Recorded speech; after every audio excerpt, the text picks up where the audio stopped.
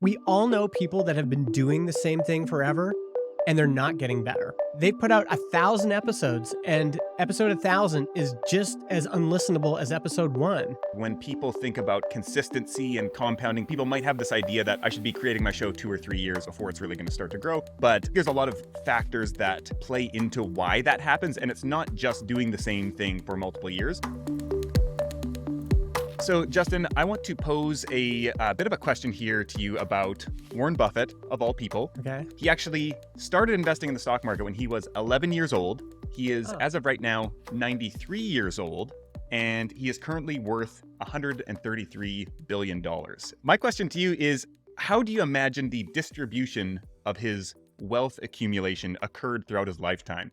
I don't know. I mean, in my head, I'm just thinking it just probably compounded at a steady rate over his whole career. Like it was just like he was just putting in the effort bit by bit, and that just grew at the same rate up until now. He just lasted a long time. Okay, so you mentioned that it probably compounded over the course of his career, and that is actually correct. But this actually gets at something that we are going to talk about in depth in the episode today, which is this idea of compounding and how much it kind of just boggles our brains as people. And so when we actually look at the distribution of how Warren Buffett accumulated his $133 billion, we see that actually he accrued 99.7% of that wealth after the time he turned 52 years old. No way. 40 years of investing accounted for 0.3 of his total net worth, and then the final several decades, 99.7%. Wow. When you put it that way, we're all just getting started.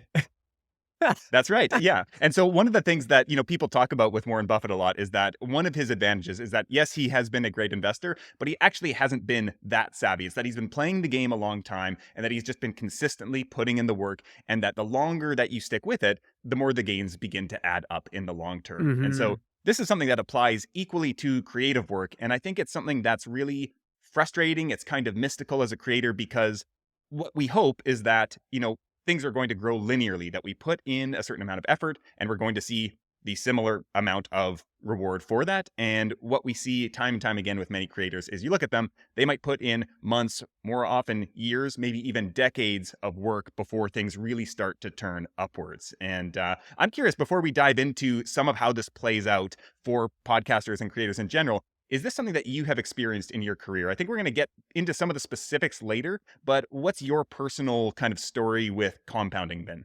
Yeah.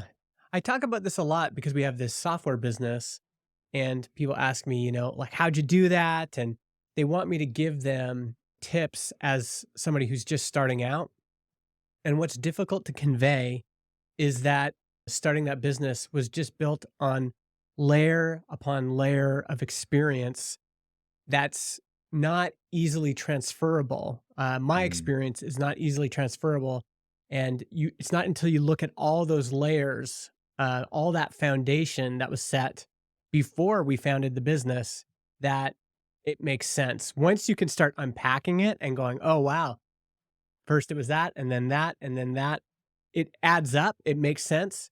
But what people see from the outside is just, oh, you started this thing and it worked. And that's just not the case. There's just so many experiences and connections and things that came along the way that built up to that thing working. And we're going to get into some of the nuances, because I think a lot of times when people think about consistency and compounding, people might have this idea that, okay, I've heard that I should be creating my show 2 or 3 years or something like that before it's really going to start to grow. But I think there's a lot of factors that play into why that happens. And it's not just doing the same thing for multiple years. So No. we're going to look at those in a second. But first, I want to start off with some of the data that came up in the report. And it really speaks to this idea that longevity is a huge advantage in podcasting. So the first thing that I asked was, just for all the podcasters who submitted the survey, was how long have you been publishing your show? Some people had been producing their show for a matter of months. Some people hadn't even launched yet, but were just getting started. And other people had been producing their show for multiple years. And Yeah. so one of the things we saw was that the overall average from all the 500 plus people who submitted the survey, on average, they had been producing their shows for 4.3 years, Oh, wow. which I was pretty impressed by. I thought, whoa, this is a pretty experienced group of people who completed the survey. Yeah, especially because this is for a single show, right? This doesn't take it this isn't how long they've been podcasting total. This is just how long have you been producing this show? Yeah, that was what I had asked, was this specific show that you're currently kind of submitting this survey for. Some people did have multiple shows going at the same time, but I think, on average, we can assume that this is people submitting their experience for one show. Hmm. Now, it does get a little bit more interesting when we start to break down the data into the specific different growth categories. And so in this case, we were breaking down the shows by size. And so we broke them down to shows with more than 10,000 downloads an episode on average, shows between 1,000 and 10,000 downloads an episode, and shows with less than 1,000 downloads an episode. And what we saw here was very telling in my mind here. We Yeah. saw the shows with more than 10,000 downloads an episode had on average been producing their shows 7 years. Wow. The shows between 1,000 and 10,000 downloads an episode, producing their show 4 years. And the shows with less than 1,000 downloads an episode had been producing their shows 3 years. So this very kind of clear indication that, the shows that made it big, there were not a lot of shows who had just been, producing their show a year or 2 years that made it to that size. That's a huge difference. So, like, that big growth number, the people that are getting most of the downloads have been doing the show for 7 years. And who does That's a long anything for time. 7 years, Like, even who does Yeah. anything for 4 years, It's almost Yeah. like I would guess that most new podcasts, like, you can measure the amount of time they're working on it in months, not years.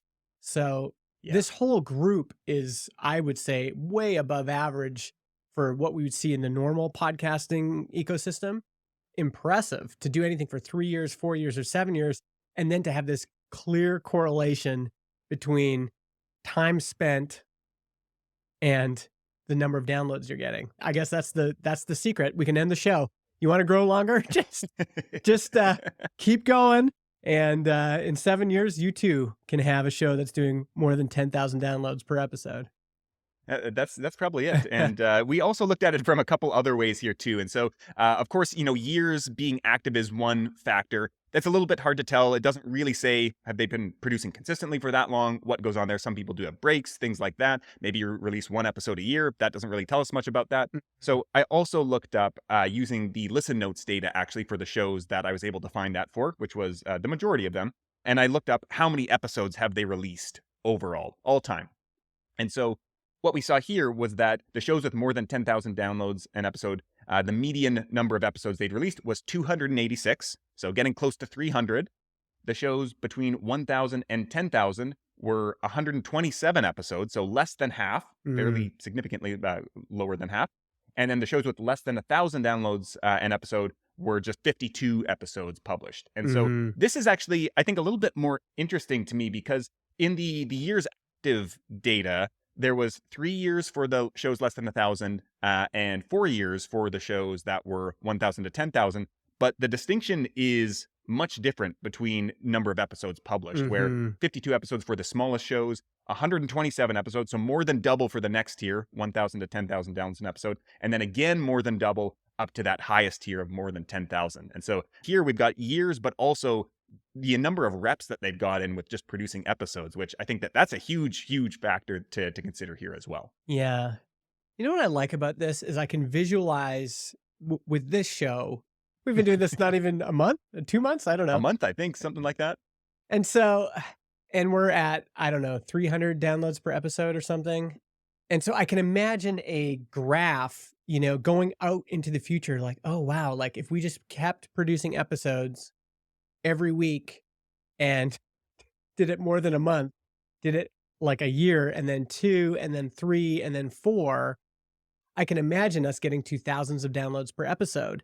It's just like, oh, that makes sense that would happen. But that's not usually how people think. I think especially in the era of these algorithmic feeds that can just pick up a piece of content and just like go crazy with it. Yeah. Your first time posting on TikTok and you might get 1 million views. It spoiled people and maybe misled them. And Yeah. yeah, I like this idea of it's just reps. I mean, of course, it's more than that, but there is a simplicity about that that's encouraging. Because if you just keep putting in the reps, you keep publishing episodes, you can imagine this show growing as you continue to put things out. Yeah, and I think we'll get into a little bit more of that nuance in a minute there with the Mhm. distinction between reps and maybe skill and practice and the things that kind of accrue as you do more reps. But the one other wrinkle that I thought was interesting here was we've kind of looked at the data so far here in terms of size of show, but the other way that we sliced this was in terms of growth rate. And so Mm. this is detached from size of show, and actually the larger shows have a kind of necessarily harder time growing. So they're never going to have as high a growth rate as the smaller shows. Yeah. But I was curious to know, what, when it comes to the actual growth rate, and so we looked at the shows that doubled in size or more, the shows that outperformed the median but didn't double, so 21 to 100% growth, the shows that were 0 to 21% growth, so they grew but underperformed the median, and then there were shows that shrank. And what we saw here was that the shows that grew by any amount, basically it all produced the same amount of episodes. So there was 105 for the Huh. shows that grew by a little bit. 105 episodes was the median for shows that grew kind of in the median to above median but didn't quite double. And then 107 for the shows that doubled. And so it didn't seem like the number of episodes produced actually had any impact on the growth rate. We saw that the shows that shrank, they actually produced double the number of episodes. And the reason here is, again, lots of those shows are big, and a lot of times they actually start producing more episodes. And so they don't get as many per episode downloads, but they get more downloads overall, is often how that works. And so we don't even really need to consider those shows in this case here. And then again, with the years active, we see the same thing where the shows that shrank, they had been active quite a bit longer, which makes sense. They're probably bigger and they're actually producing more episodes, getting fewer downloads per episode, but more downloads overall. But Mhm. all the other shows had basically been producing for the same amount of time at any growth rate. This was really interesting in that, on the one hand, it doesn't seem like the amount of time that you have been active or the amount of episodes that you had published had any impact. But on the other hand, all of these shows had been active at least 3 years, was the average in any of the growth ranges, as well as having produced at least 100 episodes. And so, Yeah. again, this is a pretty savvy data set of podcasters here who submitted this. And even with some of this growth rate data, they necessarily needed to have been producing for a year for me to include them in this. Otherwise, it Mhm. didn't really work for the data.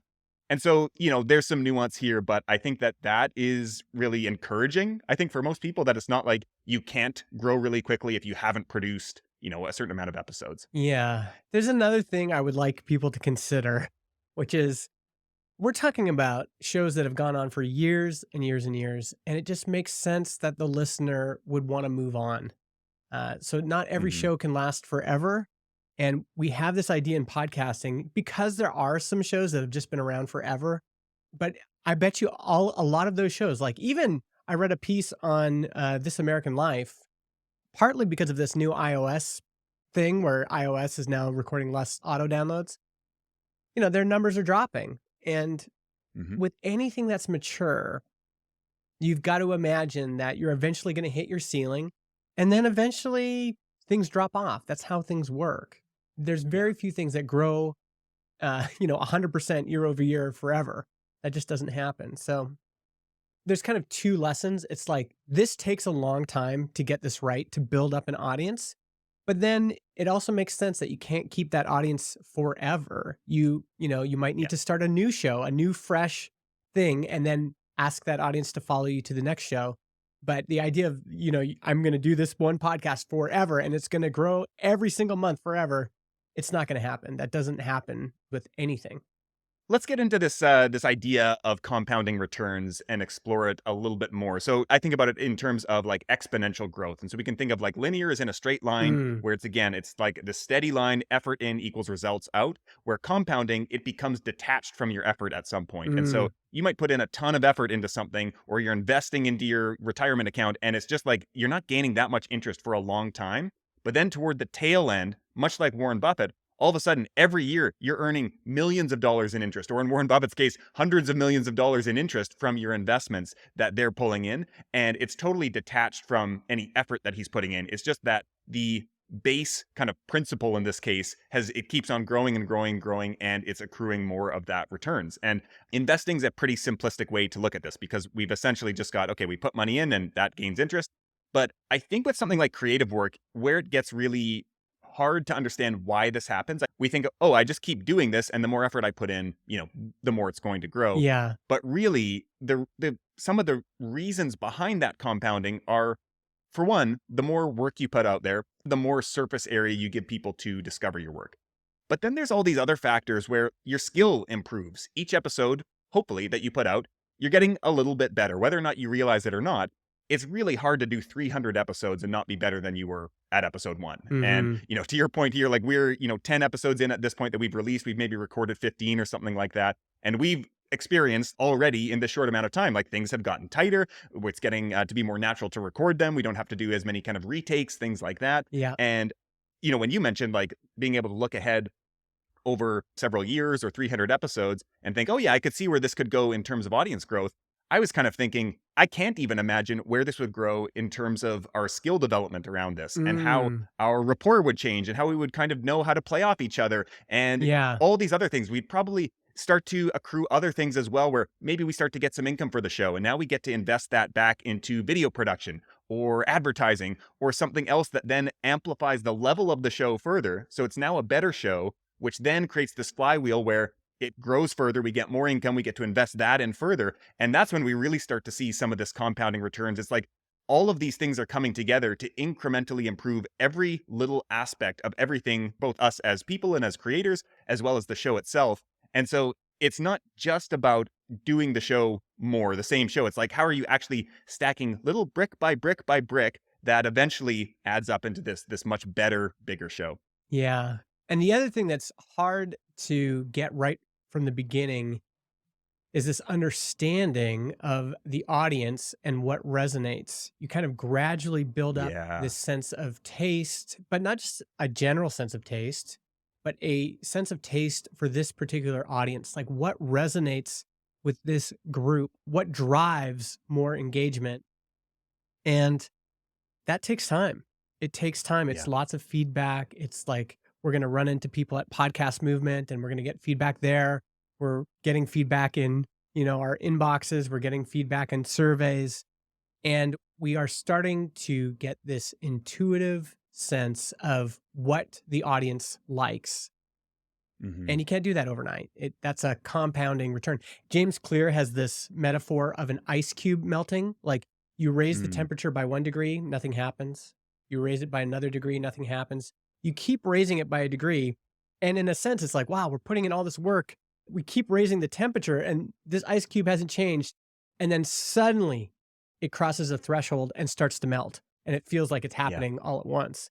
Creative endeavors are like that. It's just like you're gradually increasing the temperature and the results are a lagging indicator of you increasing the temperature, right? It takes a while for you to see the culmination of everything you've been doing, which can be frustrating, but that's how it works. Yeah. And I think the other thing is that it also gets into one of these other assets that compounds that I know we've talked about in basically every episode, which is your network and your connections and your relationships. Yeah. And I think we talked about maybe in the non social media marketing channels episode about how a lot of times when collaborations and relationships really start to pay off is when you accrue a lot of them. And they're not necessarily your best friends, but there's a bunch of people in your space, in your industry, who they know you do good work. And so Yeah. this is something that can't be shortcut because I think very many people can do great work, publish a daily, blog post or Twitter thread that's great for a week or Yeah. 30 days, maybe something like that. But it's really hard to show up for 3 years at a time and continually put out great work. And this is something when in any space, I've noticed this too. And you see this happen so often where people who've been in the game a long time, they'll see somebody new come onto the scene and they'll put out great work. And it's like, oh, interesting. Okay. But I'm like not going to commit and put too much effort into building a relationship yet Mhm. because you have seen so many people who start off hot, they don't get that result in the first, month or two, and then they give up. And Mhm. it's the people oftentimes I have certainly felt this myself where I was like, writing blog posts or doing whatever content that I've done in the past where I was like, man, I don't feel like I get the respect I deserve or whatever. Mhm. And it's like when you've been doing it for 5 years, it's almost like people start to warm up to you who've been doing it for 10 years and 15 years. Yeah. And you're finally like, oh, yeah, I see I needed to earn that because now you can also see looking back at other people who are starting out and have seen them kind of like a lot of people start off really quickly, but drop off really quickly as well. Mhm. And I think that that can't really be shortcut, but it's something that once you get over that hump and you built that reputation, this becomes a huge amplifier of everything that you else that you do going forward. Yeah. And those relationships, when I was doing my interview podcast, almost every crucial moment in somebody's career where they really elevated their career or really elevated their business or really elevated whatever creative endeavor they were doing, the pivotal moment was almost always meeting somebody. It's like, oh, and then Mhm, I mhm, met Heaton Shaw, and then he showed me this, this, and this, and he introduced me to this, or he challenged me on this. And this is true in my life. I can connect the through line of every success I've had leading up to this moment. It's all because of people, connections. I met my business partner, John, through Chase Reeves, who I mhm. interviewed on that first podcast. And these relationships you build along the way, it can't, again, this is the hard thing is it can't be just any relationship. This can't just be any reps you're putting in. You can't just put any episode out over and over and over again. Like there has to be some strategy to it. You have to be trying to connect with interesting people that are doing interesting things that know interesting people. You have to be putting out interesting episodes and you keep trying to improve. But if you are continually kind of ambitiously seeking after interesting connections, better skills, better reps, eventually that will culminate to something really great. What I like about it is you can just say, you know what? I'm just going to go to a meetup. There's like thousands of meetups around the world all the time. Most of them are free, most of them are in Mhm. your area. And the kind of people that go to meetups are curious, ambitious, self-starters. You're Yeah. gonna meet other people that are trying to make a dent in the world. That's how you get going. That's how you make those Mhm. connections. So I like the connection piece because it's something that you can start doing now. And I think the one thing that also stands out to me with this idea of compounding, on the one hand, there's this like additive growth, but on the other hand, there's this subtraction of friction, is part of how I feel about it, Mm, where people are more likely to make a connection between you because you've kind of proven yourself. You're like in the in crowd now. So now it's easier to get not only any guest on your show, but better guests. You can get mhm, better interactions. And that then further elevates the level of your show. It further proves your credibility, which makes it easier to get the next guest. And so the friction across all these things, your skills are better. So it takes you less time to do all these things you used to do. When your taste is better, your hit rate is higher on the topics that you're putting out there. And all these things, it's less about the growth in terms of like, I did this thing and it got more followers. mm, It's actually easier to do those things as well. yeah, And I think that that's a big part of compounding. It's like a negative compounding almost, where it's like it's removing friction and making things easier as you keep going. But that's part of like the skill development and a lot of all that stuff that is hard to see on a day-to-day basis. And it's like measuring your kid growing on the door frame, where it's like from day to day, you're probably not going to see anything, but you do that every 3 months or 6 months and you realize, oh, okay, like they're growing up here. The same thing with skills. It's like from one episode to the next, probably you don't really notice that you're getting better at anything, but you look back or you listen back to a year ago and you're like, oh, wow, like I have mhm. improved a lot and the show is just way better. But never at any point during that process where you're like, oh, this episode was just like 10 times better than the previous one. Yeah, hopefully. The other thought I have with all this stuff as you're talking is I'm just imagining we all know people that have been doing the same thing forever and they're not getting better. Yeah. There's shows that they put out 1,000 episodes and episode 1,000 is just as unlistenable as episode 1. And I just imagine like somebody who is like lifting weights, but they just keep lifting the 1 pound weights and Hmm. it's like they're doing lots of reps, but they're not improving, they're not getting stronger, they're not, Yeah. building anything substantial, they're just staying the same, and, we review a lot of podcasts. The thought that comes to my mind is I think some people are not listening back to their show. They're not Hmm. listening to it with a sense of taste and going, "Hmm, is this getting better? Could this be better? Oh, wow, my microphone is way quieter than my co-host. Oh, man, my chair is squeaking." There's this one podcast I used to listen to, and the chair would squeak all the time. It's like, if you're gonna put in the reps, like, put some more weight on the barbell or whatever, and actually improve, and look at what you've done in the past. Like, "Okay, last time I did 20 reps of this time I'm gonna improve by doing this." This is one of my worries about talking about compounding is I know Yeah. people that they've just put in this very minimal effort their whole life and they haven't received anything of it. But then they look back and they go, well, I have 10 years of this effort. And it's like, well, Yeah. you kind of wasted all that time. You got to be pushing forward or you're not going to make progress. Yeah. This is something I have so many conversations with people, and it always is a huge red flag for me when they say, my show's great. I just need to know how to promote it. And to me, instantly, I have never heard a successful creator who is satisfied with their work. They're Hmm. proud of it, but they're not satisfied. There Yeah. is a distinct gap between where they are and where they want to be. And I think about that with everything I do. I'm like, okay, I'm really proud of this show that we're doing. I'm proud of my newsletters. And I'm also, I know I'm like, I have more that I could do. And like there is something innate in me. And I don't know if everybody has this. I know I certainly feel this where I am just perpetually dissatisfied with the quality of my work. I think it's good, but I'm like, it's that Ira Glass quote. It's the gap between your taste, which is up here, and your current abilities. It's the pursuit of closing that gap that I think propels the people who actually grow and reach those kind of big audiences, the big successes that, I think a lot of us are shooting for. I think that's the driving force behind it. And so I think I don't want to say people shouldn't be satisfied with their work, but I think that that is a trait that I have noticed with basically everybody who is a really successful creator is like they are always hungry for more and they're always Hmm. looking for ways to push the envelope and kind of continually to improve their skill set, their networks, their connections, what they can invest back into their work. And I think that, that's something that certainly compounds over time. Yeah. I highly recommend people listen to the Ira Glass episodes of Mike Birbiglia's podcast, Working It Out. Mike Mm, Birbiglia is a comedian and Ira Glass is his advisor, friend, but they kind of critique each other's work and try to make it better.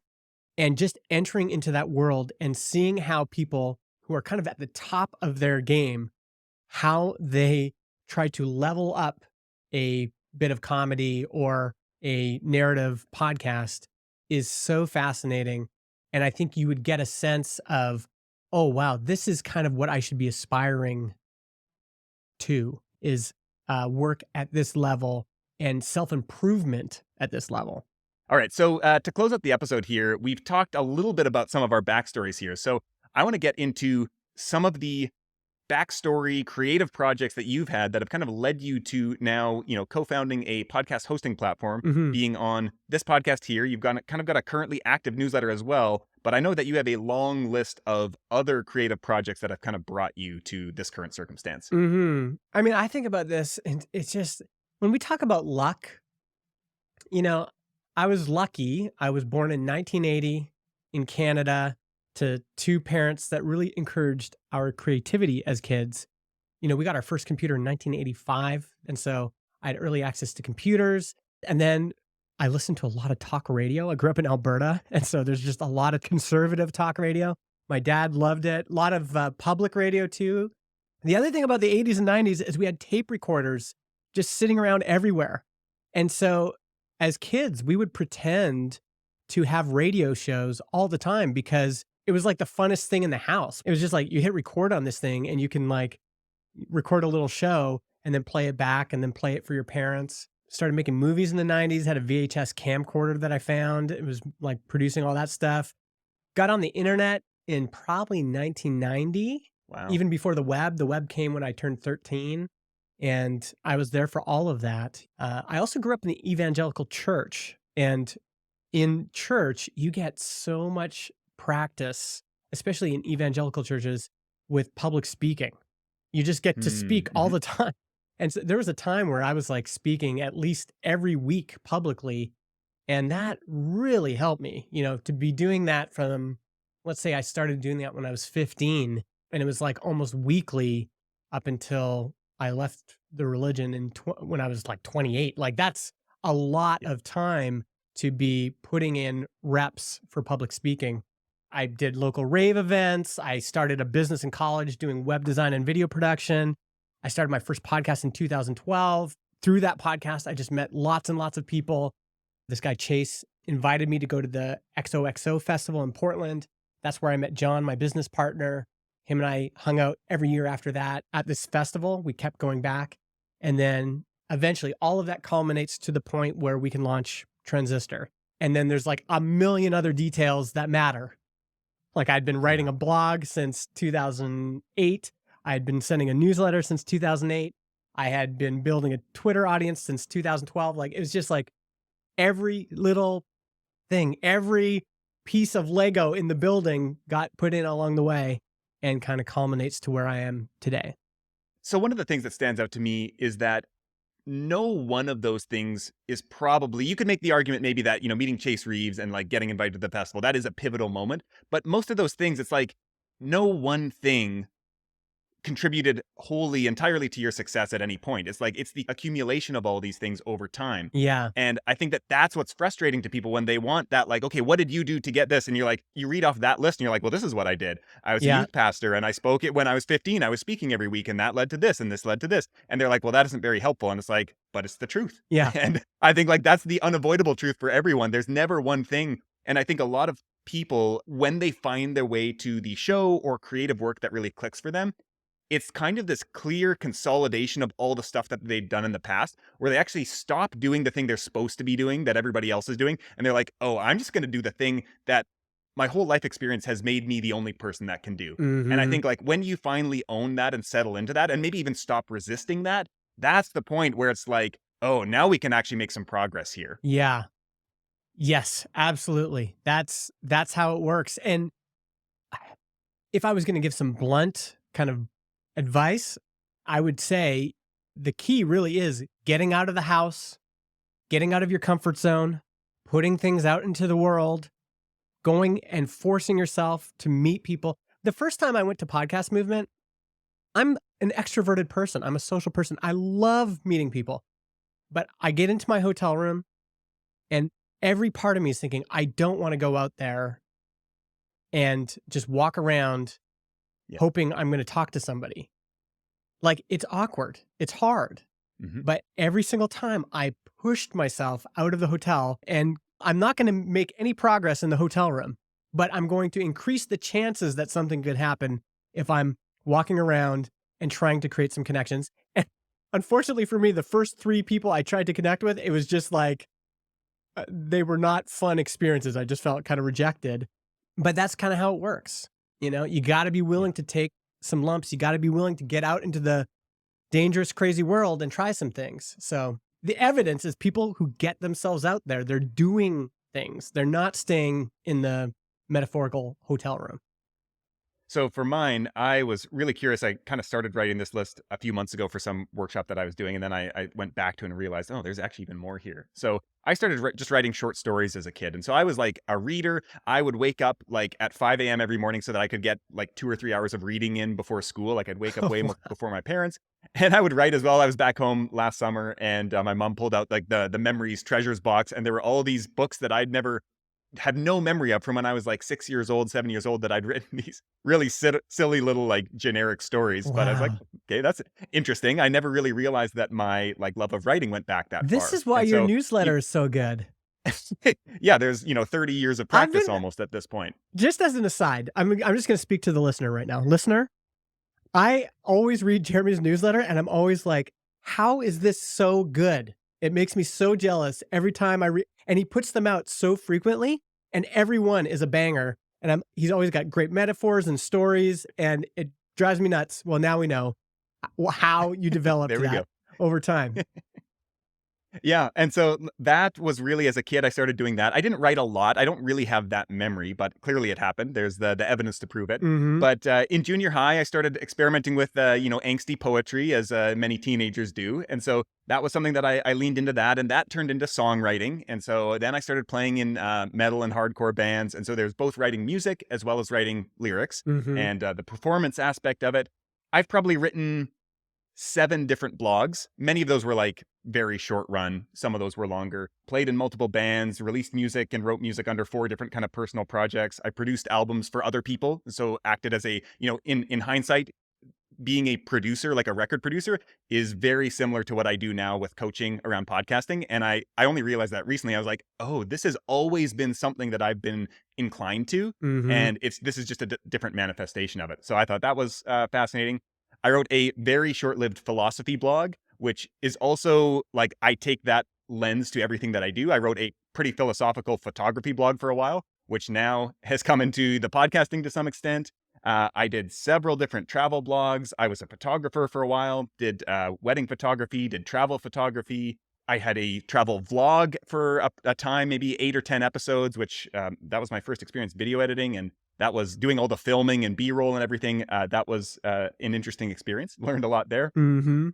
Had a travel Instagram account. And so I don't really talk about this much, but I've traveled full time for the past 8 years. And so the first year or two of that, I was very much wanted to be some kind of travel blogger or vlogger or Instagrammer, and moved on from that at some time. So I had that whole experience is also, plays into my story. And then once I get into podcasting, I've probably written, I don't know, 3, 4, 500 blog posts on stuff related to podcasting and marketing. This is, I think, the fifth podcast that I've hosted. And I've done several other newsletters and blogs outside of podcasting. One thing I just want to pause on is what's interesting as I'm hearing you like bike trip blog, travel vlog, travel Instagram. Every time you started one of those projects, there was the hope that this would be the thing. Yes. But every time. And what turns out, what happened is those weren't the thing, but they led to the thing that became the thing. And I think that's instructive for people is that everybody starts projects like this. Of course you do. You're starting it hoping it's going to be the thing, And I've got new experiments I'm trying right now. I'm hoping they become a thing as well. You don't know until you start it, but they're still worth doing because as we'll see, all of these things led you to where you are today. Yeah. And then on top of those things, I've had many different product launches. And I think that that's the exact same thing. Every single product launch, whenever I launched the first iteration of Podcast Marketing Academy, and then the second cohort, third cohort, I did 8 cohorts of the live cohort style course, and then transitioned it into a membership community, and then added on a different kind of done with you kind of coaching layer. And every single one of these, I've actually kind of outgrown the notion now of this is going to be the thing. But basically, for most of my 20-year history creating, I have hoped at every single touch point. I added these up. There's probably 50 projects here at this point of various, all different flavors. Every single one was this might be the thing. And you bring that same energy to it every time. And really, at this point, my philosophy is basically whatever you're working on right now, this is not the thing. The best is yet to come for most of us. I think about where I am right now. So I'm 33 right now. If my history is any indication, I'm going to be creating stuff for another 40, 50, 60 years, maybe. What are the odds that what I'm creating now could actually be anywhere near as good as the stuff when I have 40 more years under my belt? It's just you can't even make that argument. And so I'm looking ahead and I'm like, this is all just practice at this point. I'm going to enjoy it. I'm going to hope it's going to be successful, but there's still something better that I'm going to be able to do in the future. And that's really where you think about the compounding returns. It's actually, I want to do one thing, but I also want to do a lot of things because all of these skills kind of intersect and they make, whatever that next thing is even richer and better and deeper. I love that perspective. I think that's it. I'm going to be doing this for a long time. This is not the thing, but to enjoy it at the same time. And it could be the thing. That's the other thing. None of us know. None of us know what will become a thing for a period of time. It could be this, but it might not, but it's still worth doing regardless. Yeah. And I think the thing is too, that you don't know what the thing is going to be, but you have to almost treat everything like it is. You have to bring your full self to it. And sometimes that starts out that you're just kind of dipping your toe in the water and experimenting. And it's when you feel that pull and you're oh, this is actually kind of interesting. It's actually saying okay, I'm going to give all of myself to this project and I'm going to see what happens with it. There's no guarantees, but I'm going to approach it that at least with the mindset that it has the possibility to become that thing. And if it doesn't, that's fine. There will be something else. But I think that for me has been really served me really well from a mindset perspective, as well as just kind of continuing to stack those bricks over time with each and every project.